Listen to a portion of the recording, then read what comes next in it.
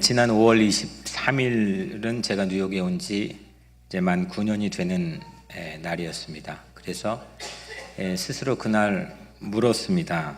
내가 뉴욕에 사는 이유가 뭘까? 뉴욕에 사는 이유는 무엇인가? 그 무렵 갈 때가 아닌데, 갈 상황이 아니었는데 하나님께서는 서점에 가게 했습니다.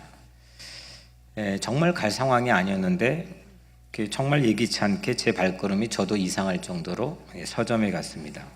그리고 하나님은 책 한 권을 만나게 했습니다. 그 책 제목이 Gospel in Life, 복음과 삶이라는 책입니다. 제가 지금 여러분들에게 보여드리고 있는 책인데, 팀 켈러 목사님이 성경 공부 책으로 출간한 책입니다. 2010년도에 출간이 처음 되었고, 한글로 번역은 올해 그러니까 작년 12월이니까 거의 올해 처음 출간이 되었습니다. 저는 주로 목차를 보고 책을 선택하는 경향이 많은데, 목차를 보는데 제겐 신선한 충격도 줬고 제 마음에 너무 깊이 와 닿았습니다. 그래서 이번에 이제 시작하는 제자반의 교재로 사용하기로 했고, 남자반 12명, 여자반 13명이 지난주부터 이 교재로 제자반 개강을 했습니다. 이 책은 모두 8장으로 구성되어 있습니다. 앞으로 그래서 8주 동안은 오늘부터 매 주일마다 이 교재가 주는 본문을 통해서 주일 설교를 선포할 예정입니다. 이스라엘은 아주 신비로운 역사를 가지고 있습니다. 이스라엘의 역사 중에서 전성기라 생각할 수 있는 때가 언제일까요? 솔로몬.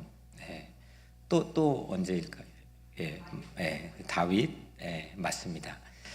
그러니까 다윗 시대부터 생각해서 좀 넓게 본다면, 이스라엘이 바벨론의 포로로 잡혀갔던 주전 586년까지 한 400년 정도, 1000년부터 한 600년 정도까지 400년 동안 이스라엘 삶이 전성기였습니다. 이때 이스라엘은 국가의 면모를 갖췄고, 그리고 주변국의 지배를 받지 않던 거의 유일한 기간이 바로 이 400년입니다.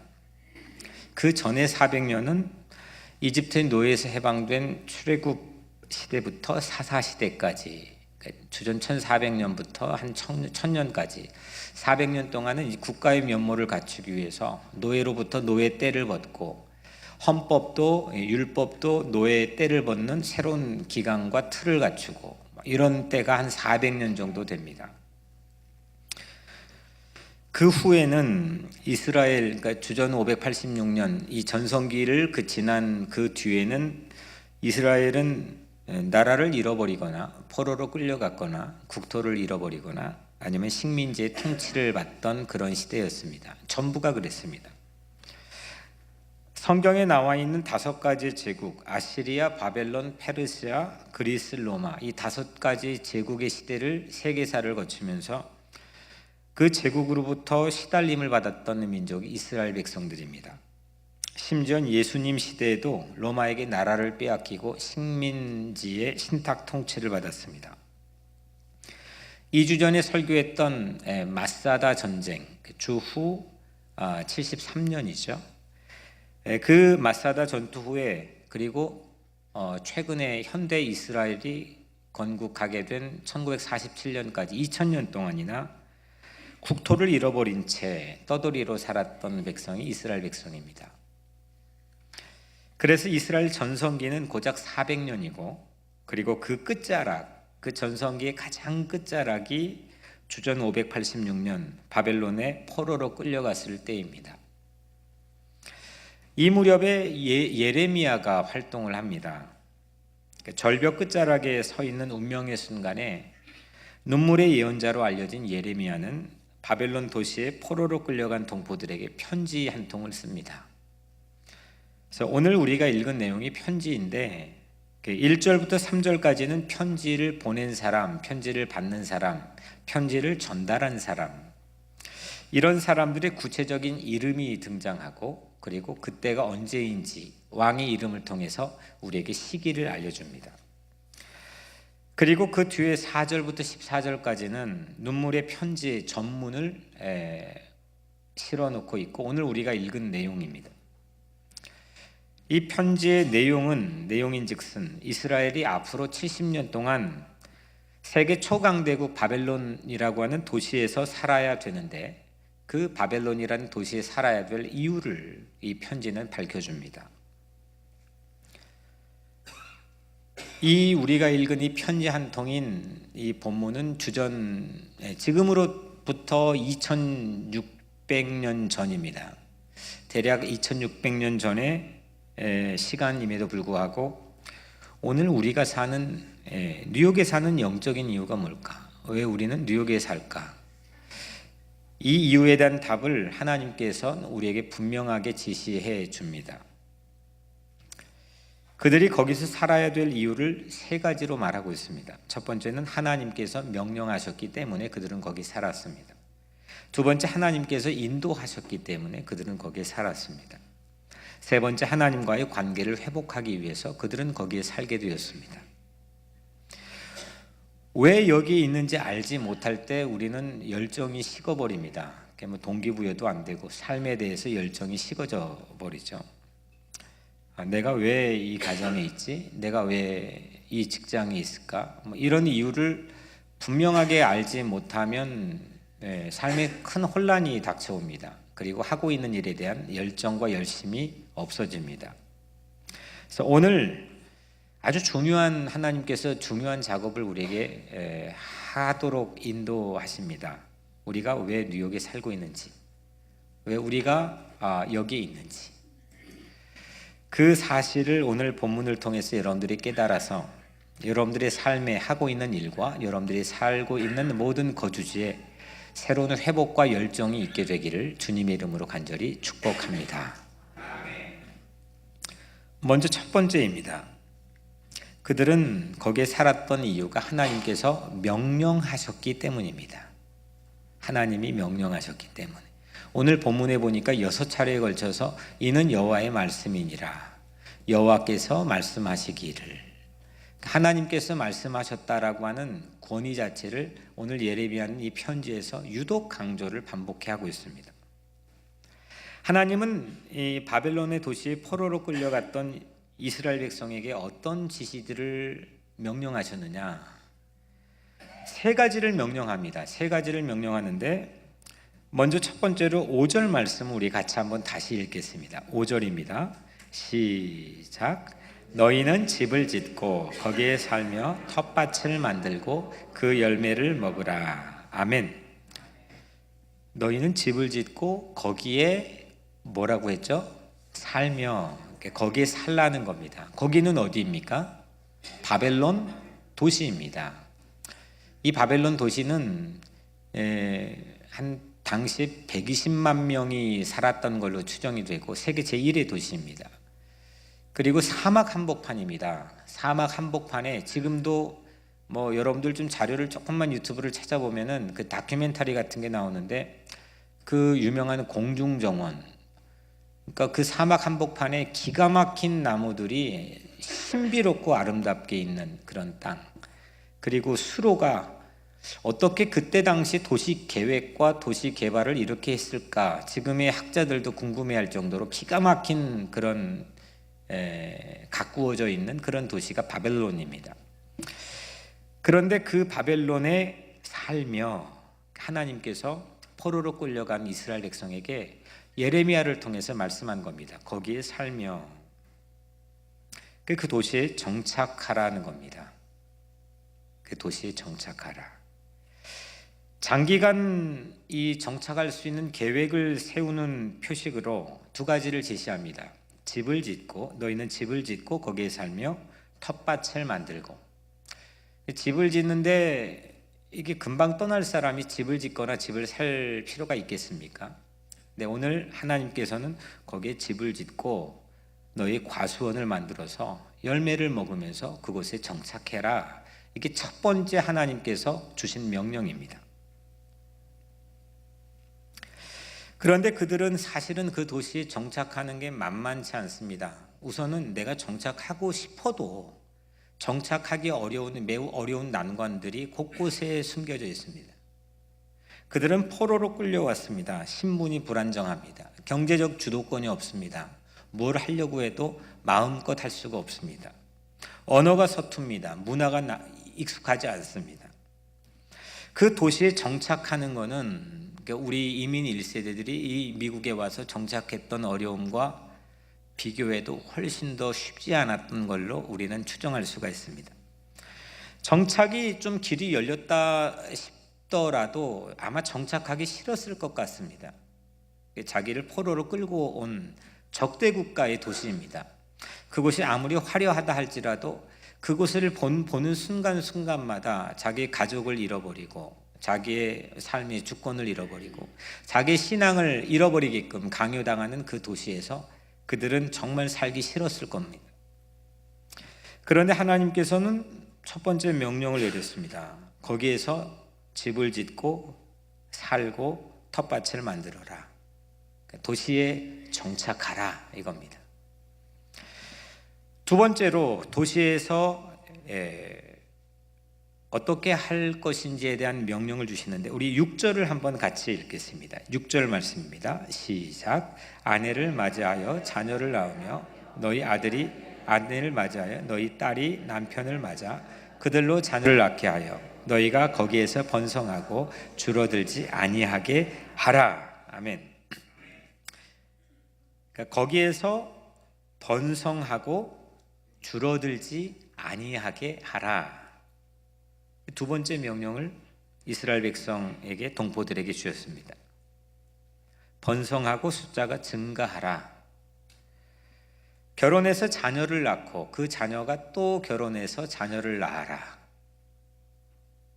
이 말은 숫자가 줄어들지 않는 가장 중요한 방법이면서 숫자가 줄어들지 않고 증가하는 것은 그만큼 그들의 정체성, 신앙 공동체의 정체성, 민족 공동체의 정체성이 사라지지 않아야 된다는 겁니다.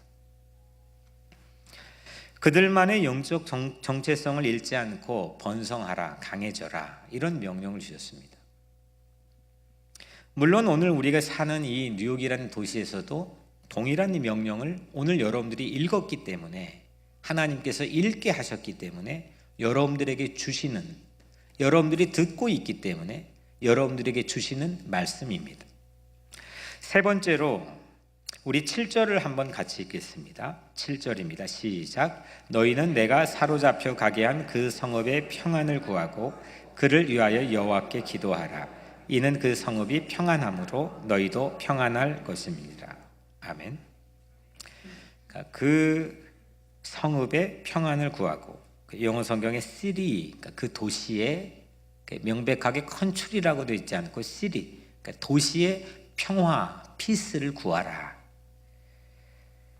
도시의 평화와 번영을 구하고 그 도시를 위해 기도하라. 이게 세 번째 하나님께서 그 동포들에게 주신 명령입니다. 그들의 유대인들의 샬롬, 평화가 도시를 유익하게 하는 방식이어야 된다는 겁니다. 개인 발전을 위해 내가 잘 되기 위해서 그 도시를 이용하지 않고 내가 출세하고 내가 성취하기 위해서 그 도시의 베네핏에 의지하지 않고 나로 인해서 그 도시가 덕을 보고 수지를 맞게 하는 것, 이것이 하나님께 주신 세 번째 지침 사항입니다. 심지어는 적개심을 가질 수밖에 없는, 그래서 조금 떠나가지고 저항정신을 가지고 컨트리로, 시골로 주변으로 빠질 법한 그런 상황임에도 불구하고 그 도시로 인하여서 너희의 평화가 유지될 것이다. 그 도시의 평화를 위해 기도하라. 이거는 사실 우리의 생각을 완전히 뒤집어 놓는 겁니다. 우리는 이런 공간을 만나게 되면 어떻게 하면 피할까, 떠날까? 그곳에 뿌리 내려 정착하기가 정말 만만치 않습니다. 그리고 그 도시에서 번성하고 그 도시에서 아들, 딸 낳아서 뭔가 삶에 대한 꿈을 가지고 키워나간다는 게 정말 쉽지 않습니다. 그리고 또 더 할 나위 없이 어려운 것은 그 도시를 위해서, 그 도시의 평화를 위해서 기도하는 것, 그 도시의 번영을 위해서 기도한다는 것은 정말 우리에게는 쉽지 않은 일입니다. 그런데 하나님께서는 예레미야를 통해서 바벨론 도시에 포로로 끌려간 동포들에게 세 가지 지침을 내렸습니다. 명령했습니다. 도시에 정착하라, 그리고 도시에 번성하라, 그 도시의 평화를 위해 기도하라. 그런데 이 말씀 바로 뒤에 좀 희한한 말씀이 이어서 나옵니다. 8절 9절 말씀인데, 거짓 선지자들에게 다만 미혹되지 말라, 이렇게 말씀을 당부합니다. 우리 8절과 9절 말씀을 같이 한번 읽겠습니다. 시작. 만군의 여호와 이스라엘 하나님께서 이와 같이 말씀하시니라.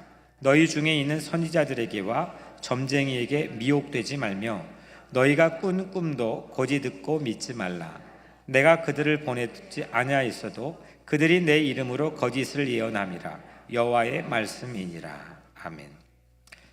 이 경고가 공교롭게도 4절 7절 바로 뒤이어서 나옵니다. 이 4절 7절 하나님의 세 가지 지침에 뒤이어서 바로 등장하는 것은 사실 거짓 선지자들의 충고가 하나님의 말씀과는, 하나님의 명령과는 반대로 미혹하고 있다고 하는 사실을 우리는 짐작해 볼 수가 있습니다. 거짓 선지자들의 선포는 이런 식일 수 있겠죠. 도시에서 떨어져 나와서 바깥에 있으라. 그 도시에 저항의 마음을 가지고 적대적 입장을 취하라. 세속적 문화에 타협하지 말고 그곳을 떠나라. 이런 이야기로 우리가 짐작해 볼 수가 있습니다. 이 거짓 선지자의 좋은 신뢰가 참 친절하게도 바로 직전장인 예레미야 28장 1절부터 4절에 나옵니다. 우리 한번 28장 1절부터 2절 우리가 1절부터 4절까지 우리 같이 한번 읽어보겠습니다. 28장 1절부터 4절입니다. 시작. 그해 곧 유다 왕 시드기야가 다스리기 시작한 지 4년 다섯째 달 기브나술의 아들 선지자 하나냐가 여호와의 성전에서 제사장들과 모든 백성이 보는 앞에서 내게 말하여 이르되, 만군의 여호와 이스라엘 하나님이 이같이 일러 말씀하시기를, 내가 바벨론의 왕의 멍에를 꺾었느니라. 내가 바벨론의 왕 느부갓네살이 이곳에서 빼앗아 바벨론으로 옮겨간 여호와의 성전 모든 기구를 2년 안에 다시 이곳으로 되돌려 오리라. 내가 또 유다의 왕 여호야킴의 아들 여고니아와 바벨론으로 간 유다 모든 포로를 다시 이곳으로 돌아오게 하리니 이는 내가 바벨론의 왕의 멍에를 꺾을 것임이라. 여호와의 말씀이니라. 아멘. 하나냐가 좋은 사람일까요? 나쁜 사람일까요? 나쁜 사람. 어떻게 아셨어요? 우선은 여러분들 가진 성경은 아니지만 위에 타이틀에 거짓 선지자 하나냐라고 써 있죠. 하여튼 이 사람은 참 선지자가 아니고 거짓 선지자입니다.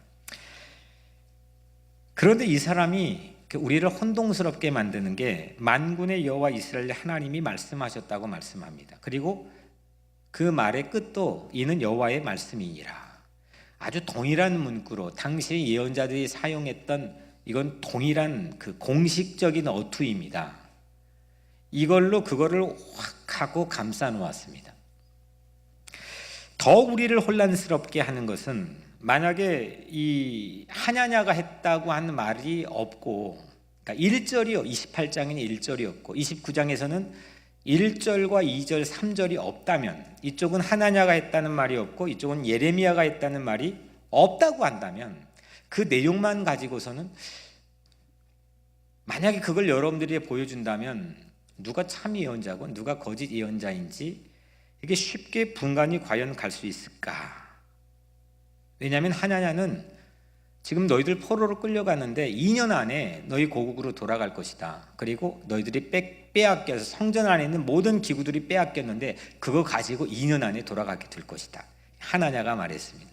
그리고 예레미야는 아니다. 70년 동안 너희들은 여기에 살 거다. 그 도시에 정착해라. 그 도시에서 번성해라. 그 도시의 평화를 위해 기도하라. 쉽습니까? 어렵습니까? 아마도 그런 적개심이 그 어떤 적대 국가에 대한 적개심이 그대로 유지가 돼 있는 상태라고 한다면 예레미야보다는 하나냐의 메시지를 우리는 선택할 확률이 훨씬 더 쉽다고 생각을 합니다. 그런데 예레미야는 70년이 걸릴 것이니까 그 도시에 정착해라. 반대로 선택할 확률이 매우 낮습니다. 그런데 하나님께서는 명령했습니다. 명령했고 이것이 그들이 거기에 살아야 될 이유가 되었습니다. 우리는 이 사실을 분별할 수 있어야 됩니다. 우리 같은 이민자들에게 가장 큰 난관이 뭐냐? 동일합니다. 정착입니다. 신분 문제를 해결했다고 할지라도, 아주 오랫동안 살았다 할지라도 여러 다양한 요소로 인해서 여기에 정말 정착한다는 게 쉽지 않습니다. 특히 저와 여러분들의 이 한 번 고국을 떠난 사람들, 이유야 어떻게 되었던 그 뿌리가 한번 그 여러 요인으로 인해서 뽑혀져 본, 또 뽑아 본 사람들은 이게 기동성과 순발력이라는 장점이 있는 반면에 늘 그 뿌리가 또 뽑혀질 확률이 그런 위험에 매우 쉽게 노출이 되어 있습니다. 정착이 쉽지 않습니다. 언젠가 떠날 것이라 생각하면 그 정착이 쉽지 않습니다. 언젠가 가겠지. 여기는 임시 정거장이지. 이 남자랑 계속 살아야만 하나. 그렇게 생각하면 약간의 어려움이 와도 포기합니다. 포기하기가 쉽습니다. 그런 생각 한 번도 안 갖고 사셨습니까? 이 남자랑은 절대 떠나지 않아야 되겠다. 우리는 살아가면선 사람과의 관계뿐만 아니라 내가 살고 있는 도시, 그리고 내가 일하고 있는 직업, 이런 다양한 요소 안에서 우리는 이런 도전을 받습니다. 이 일을 계속 해야 되나? 그런 생각이 조금치라도 내 마음속에 틈새로 들어오면 열심을 내기가 어렵습니다. 의욕을 유지하기가 어렵습니다. 마음이 이미 옮겨져 있습니다. 가정, 교회, 도시 이런 것들의 정착이 쉽지 않습니다. 그런데 하나님께서는 예레미야를 통해서 아주 당시의 동포들뿐만 아니라 독자에 있는 우리들, 그래 오늘 우리의 삶에 적용해야 될 우리들의 삶에서도 납득이 쉽게 되지 않는 명령을 하였습니다. 그 도시에 정착해라. 그 도시에 뿌리를 내려라. 그 증거로 집을 짓고 텃밭을 만들어라. 그 도시에 번성해라. 도시에서 번성해라. 그 숫자가 줄어들지 않도록 해라. 그 도시의 평화를 위해서, 번영을 위해서 기도해라. 이것이 오늘 우리가 함께 읽게 하신 하나님의 명령입니다. 그 명령에 따라서 여러분들의 삶에도 모든 불안정한 요소들이 씻겨져 나가고 여러분들의 살고 있는, 섬기고 있는, 하고 있는 모든 일과 장소에 깊이 뿌리를 내려서 정착할 수 있게 되기를 주의 이름으로 축복합니다. 정착할 수 있는 은혜를 주신다는 것은 우리의 삶의 큰 행복이고 감사입니다. 두 번째로 하나님께서 그들이 거기에 살아야 되는 이유는 하나님께서 이끄셨기 때문입니다. 하나님께서 인도하셨기 때문입니다. 우리는 뉴욕에 어떻게 왔을까? 여러 가지 요소로 내가 그 상황들에 대한 설명을 할 수가 있습니다. 근데 오늘 예레미야는 하나님의 계시를 받아서 이 편지를 쓰게 된 예레미야는 이 이스라엘 백성들이 포로가 되어서 바벨론 도시에 가게 된 것을 이렇게 표현했습니다. 3번에 걸쳐서 사로잡혀 가게 한, 영어로는 carried, 사로잡혀 가게 한, 4절, 7절, 11절, 사로잡혀 가게 한. 이건 제 발로 간 게 아니고 어쩌다 우연으로 간 것도 아니고 무언가 성취의 결과로 간 것도 아닙니다. 사로잡혀 가게 한 것은 보이지 않는 손에 의해서 이동된 겁니다. 하나님이 사로잡힘을 허락하신 겁니다. 하나님이 일부러 짠 겁니다. 하나님의 계획이었다는 겁니다. 이거를 내가 고백하고 실제로 내 의식 속에 깊이 박혀서 내가 그거를 믿고 내 오늘 삶의 자리에 사는 이유를 해석하는 것과, 그게 왔다 갔다 하면서 그게 없는 상태에서 여러 가지 다양한 내 상황에 대한 설명할 수 있는 이유를 가지고 오늘 내가 서 있는 삶의 자리를 해석하는 것과는 아주 큰 차이가 있습니다. 이스라엘 백성이 바벨론의 도시 속에 살아가는 것은 그냥 무의미한 재앙이 아닙니다. 그들이 포로라고 하는 것은 이건 끔찍한 재앙과 같은 결과입니다. 그런데 그렇게만 해석해서 예레미야는 편지를 쓰지 않았습니다. 이건 하나님이 사로잡혀 가게 한 거다. 하나님의 계획이다. 이거를 이끄는 것은 바벨론 제국도 아니고 너희들의 자의적인 선택도 아니고 이거는 하나님이 인도하신 거다. 이 사실을 예레미야는 3번에 걸쳐 반복해서 밝히고 있습니다. 함석헌 선생님은 70이 넘은 나이에 자신의 모든 인생을 이제 마감하는 그런 때에 한 사람의 질문에 이렇게 답했습니다. 아니, 어떻게 여기까지 오게 되었습니까? 어떻게 수많은 역사의 질곡을 넘어서 그런 신앙을 갖게 되었습니까? 이때 함 선생님은 이렇게 답했습니다. 저는 하나님의 발길에 채워져 온 사람입니다. 그래서 하나님의 발길에 채워서라고 하는 유명한 글을 쓰게 되죠. 하나님의 발길에 채워서 그 발길이 닿는 곳마다 내 의도나 내 능력이나 내 계획이 아니고 모든 내가 서 있는 삶의 자리에 대한 해석과 그 이유는 하나님이 인도하셨다는 것. 저는 2010년 5월 23일에 혼자 뉴욕에 처음 왔습니다. 그리고 가족과는 6월 10일 날 다시 플로리다로 가서 차를 몰고 처음 뉴욕에 들어왔습니다. 뉴욕에 다 들어와가지고 길을 잘못 들었습니다. 그래서 맨하튼으로 차를 몰고 들어갔습니다. 그때 이제 밤이었습니다. 화려함이 이루 말할 수 없었습니다. 눈이 커져가지고 뒤에 타고 있는 아이들에게 저봐, 저렇게 큰 빌딩 봐, 처음 봤지 막 하면서 신기해하고 왔습니다. 전 지금도 맨하탄에 나가면 가끔씩 아내에게 변함없이 와, 여기 뉴욕이다, 우리가 뉴욕에 살고 있나 봐, 이렇게 이야기하곤 합니다. 우리가 세계 제1의 도시에 살고 있습니다. 그런데 그 세계 제1의 도시인 뉴욕을 우리가 왜 살고 있을까? 여러분들은 뭐라고 생각하고 뭐라고 스스로 답변할 수 있습니까? 어떻게 여기까지 왔습니까? 여러분의 계획입니까? 아니면 여러분들의 성취나 능력에 대한 결과입니까? 누군가의 연줄의 결과입니까? 오늘 말씀에 의하면 하나님의 발길에 채워 우리 모두가 여기까지 왔다는 겁니다. 하나님께서 인도하셨다는 겁니다. 하나님께서 여러분들의 삶을 이끄셨다는 겁니다. 그거 이외에 여러 가지를 설명을 여러분 스스로 해서 해석해 보려고 해도 맞지 않는 것들이 있습니다. 이건 도무지 설명이 안 되는 것들도 있을 겁니다. 내가 여기에 왜 서 있는지, 왜 여기에 버티고 있는지, 왜 여기에 생존하고 있는지, 여기까지 구구한 인생을 어떻게 살아왔는지 설명이 다 안 되는 경우들이 너무 많이 있지 않습니까? 우리는 피할 수 없는 발길, 정말 이거 어떻게 저항하거나 해볼 도리가 없는 그런 하나님의 발길에 채여 그런 느낌을 가지고 오늘 이 자리에 서 있어야 될 줄로 믿습니다.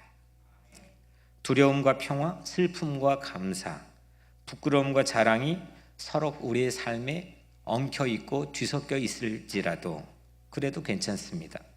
내가 여기에 선 이유는 명백하게 하나님께서 이끄셨기 때문인 줄로 믿습니다. 그러면 그런 확신과 믿음을 갖게 되면 막연하지 않습니다. 내일도 막연하지 않습니다. 오늘을 사는 이유도 분명하기 때문에 막연하지 않습니다. 그리고 믿는 구석이 생깁니다. 실패했을지라도 바른 길 가는 확신이 있다고 한다면 그냥 걸어가면 됩니다. 또 하나님의 발길에 채여 내일을 맞이하면 됩니다. 정착하면 되고 번성하면 되고 내가 밟는 곳을 위해서 기도하게 하면 됩니다. 이 두 번째가 없으면, 하나님이 나를 인도하셨다고 하는 그런 확신이 없으면 그 도시에서 정착하기가 매우 어렵습니다. 수도 없이 마음이 들어왔다 나갔다 합니다. 이거 가야 되나 말아야 되나. 그 도시에서 번성하기 정말 어렵습니다. 이거 떠나야 되나 말아야 되나. 답도 없는데도 불구하고 우리는 먼저 행동합니다. 그래서 후회합니다. 불안정한 삶에 대한 반복이 우리 삶에서 이어질 때가 참 많이 있습니다. 사실 우리는 명백한 확신이 들어가 있는 답이 없는데도 먼저 운신이 움직여지는 경우들이 많이 있습니다.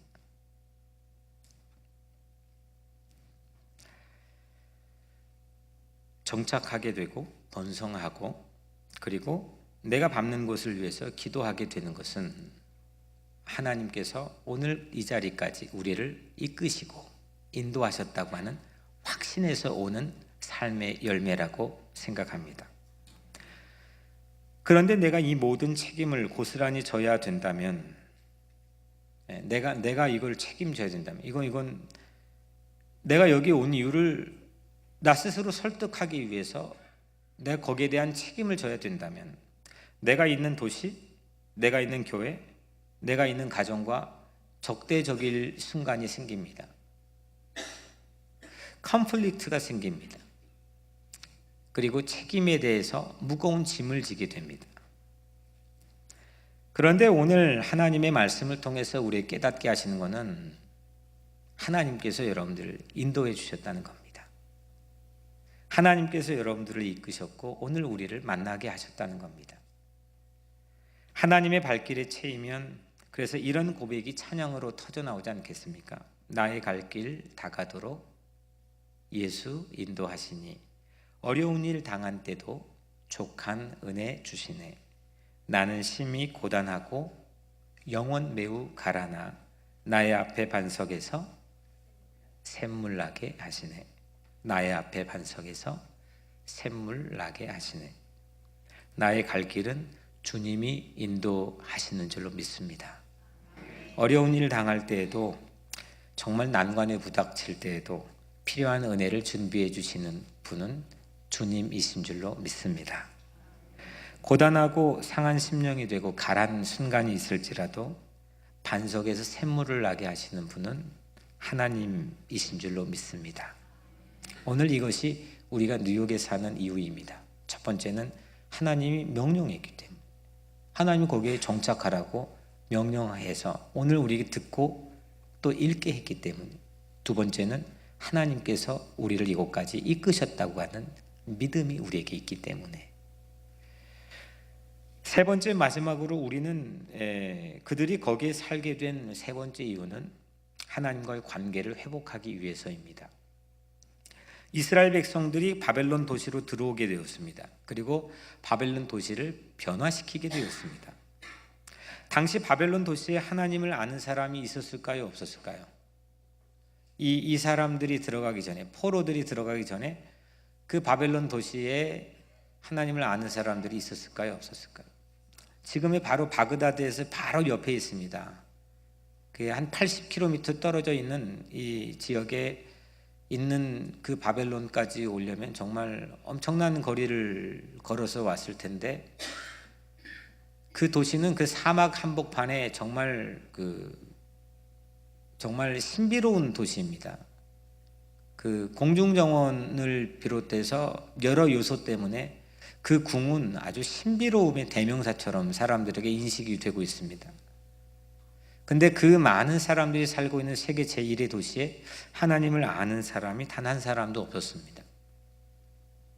알 수가 없었습니다.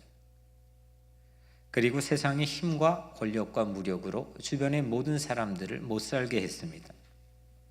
그런데 이스라엘 백성들이 포로 일망정 그 물결이 그 도시에 들어가기 시작했을 때, 하나님 입장에서 본다면 그 도시에 들어가기 시작했을 때 그 도시는 하나님의 계획의 안에서 움직여가기 시작하는 겁니다. 그러면 오늘 뉴욕에 우리가 이렇게 들어와서 살고 있다라고 하는 우리 크리스찬으로서의 자기인식을 새롭게 가질 필요가 있습니다. 우리가 그냥 사는 거는 밥 먹고 여기 도시가 만들어주는 환경에서 열심히 일하고 가정 섬기며 그렇게 사는 게 아니고, 우리가 여기에 들어온 거는 분명한 여러분들 각각의 개인의 하나님 계획에서는 이유가 있다는 겁니다. 조금 말에 어폐가 있을 수는 있겠지만 이거는 하나님의 스파이들이, 하나님 나라의 스파이들이 그 안에 포로의 가면을 쓰고 잠입해 있을 수 있다고 우리는 생각할 수 있습니다. 결국에는 이후에 그 땅이 변하게 됩니다. 페르시아 제국 때에는 그 땅에서 왕까지, 그 나라의 최고 통수권자까지 하나님을 인정했습니다. 그리고 이스라엘 백성을 본국으로 송환했습니다. 이건 기적 같은 일이 벌어졌습니다. 그리고 다니엘 같은 하나님의 사람이 그 도시에서 활약을 합니다. 느헤미야 같은 사람이 그 도시에서 인정을 받고 하나님의 일을 이후에 후대에 합니다. 우리가 잘 아는 에스더 같은 사람이 그 도시에 멀지 않는 수산궁에서 왕후가 됩니다. 바벨론 도시에 정착한 70년을 되돌아보면 그 도시에서 하나님의 사람들이 길러집니다. 그리고 하나님의 사람들에 의해서 하나님의 일들이 펼쳐집니다. 우리는 그 청사진을 보지 못하기 때문에 내가 여기 왜 살까? 이거에 대한 늘 퀘션 마크를 가지고 정착하지 못합니다. 불안합니다. 그런데 하나님께서는 오늘 우리에게 이 본문을 통해서 여러분들에게 앤서를 제공해 주십니다. 하나님과의 막역한 관계, 아주 깊은 사귐을 가진 하나님의 인재들, 하나님의 사람들, 하나님의 일을 했던 주도적인 사람들이 대거 그 도시에서 양성이 됩니다. 오늘 12절 13절에는 너희가 내게 부르짖으며 내게 와서 기도하면 내가 너희들의 기도를 들을 것이요 너희가 온 마음으로 나를 구하면 나를 찾을 것이요 나를 만나리라. 거기는 하나님 만나는 도시였습니다. 하나님께 기도하는 도시였습니다. 하나님을 찾는 도시였습니다. 지금은 잘 알지 못할지라도 하나님은 우리를 그곳에서 부르짖는 기도의 사람으로 빚으시기를 원하시는 줄로 믿습니다. 말하면 들어주고 찾으면 만나주고 두드리면 열어주신다는 것, 결국 하나님과의 만남이 이루어지는 곳, 그것이 바로 그들이 그 도시에 살아야 될 이유였습니다. 그 도시에 정착하여 그 도시의 평화와 번영을 구하는 것, 그래서 첫 번째 이유 도시에 정착하고, 두 번째 하나님이 이끄셨다는 그 도시를 바꾸고 변화시키는 이유 매우 중요합니다. 이거는 그들의 사역이고 미션입니다. 그들의 꿈이고 비전입니다. 그런데 더욱 중요한 것은, 마지막 가장 소중한 것은 하나님과의 깊은 만남입니다. 하나님과의 잃어버렸던 깊은 만남은 회복할 수 있는 곳이 도리어 이스라엘 예루살렘이 아니었고 바벨론 포로로 끌려왔던 그 도시였습니다. 연약했을 때 그들은 하나님을 다시 의지하기 시작했습니다. 가장 뜨거운 예배의 자리가 이스라엘 백성에게는 광야였지 않습니까? 출애굽의 목적을 그 지도자 모세는 이렇게 파라오 왕에게 설명했죠. 광야에서 예배하기 위해서 우리를 풀어주어라. 이유는 딱 하나였습니다. 광야에서 우리가 하나님 만나, 하나님 뜨겁게 예배하기 위해서 우리를 풀어주어라. 상식적으로 이것도 완전 바뀐 겁니다. 좀 설득력 있게 과거의 왕자였던 모세가 당시에 바로 왕을 설득하려면 우리를 이 근처에 하나님 예배하기 위해서 이 근처로 좀 보내달라 이렇게 말하고 거기에서 모종의 계획을 세우는 것이 훨씬 우리에게는 상식적인 기획입니다. 그런데 광야로 우리를 풀어줘라. 하나님께 예배하기 위해서다.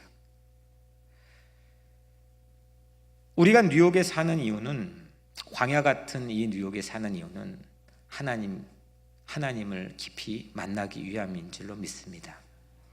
하나님께 예배하고 하나님을 부르짖어 기도하기 위함입니다.